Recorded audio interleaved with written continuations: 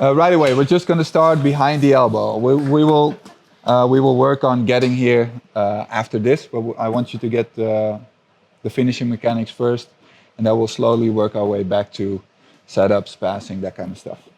So I'm going to be over here. My right arm is around his neck. Now I want to get this right arm as close to his neck as I can. Sometimes people just do this, and there's like this little big gap over here. I don't want this. There should be no gap between my bicep and top of my elbow. So I'm going to push it all the way in. And sometimes you can try to lift the person up, get him here, and then move your hand like this to get that neck of his in the crease of the elbow. You can hold the shoulder. I like holding the shoulder, but you can also hold the head to really push it in. Yeah, there.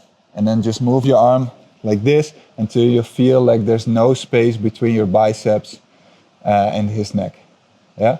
From there I can lay him back down and I can connect my hands, or I can connect to his armpit. I'm going to connect to my hands for now. I like this 10-finger grip.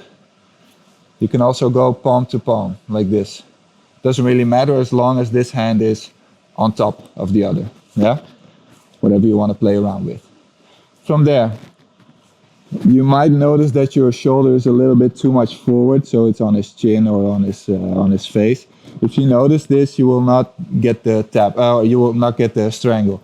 So you might get the tap because you're just crushing his face, where we don't want that. Yeah, we want the strangle. So if you feel this, you're gonna back off a little bit, get your shoulder down to his chest, and then slide it back up underneath his chin.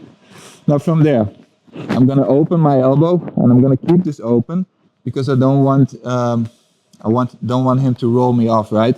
So if I keep this here and he bumps towards me, I don't have anything to hold myself up. But if this is over here and he bumps into me, I have a post. Could be your hand as well if you just connect to the armpit, yeah, or it should be the elbow. But there should be something here holding me up. From there, I'm gonna lower my chest. I'm gonna be down here. And then from there, I'm gonna push myself up to my side, and I'm gonna let my hip hit the floor. But you see that my right foot is still on the side of his hip.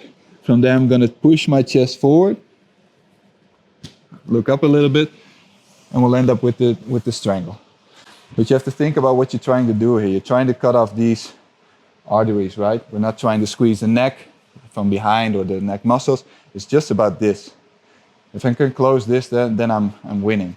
So that's why I'm shoving my arm all the way through.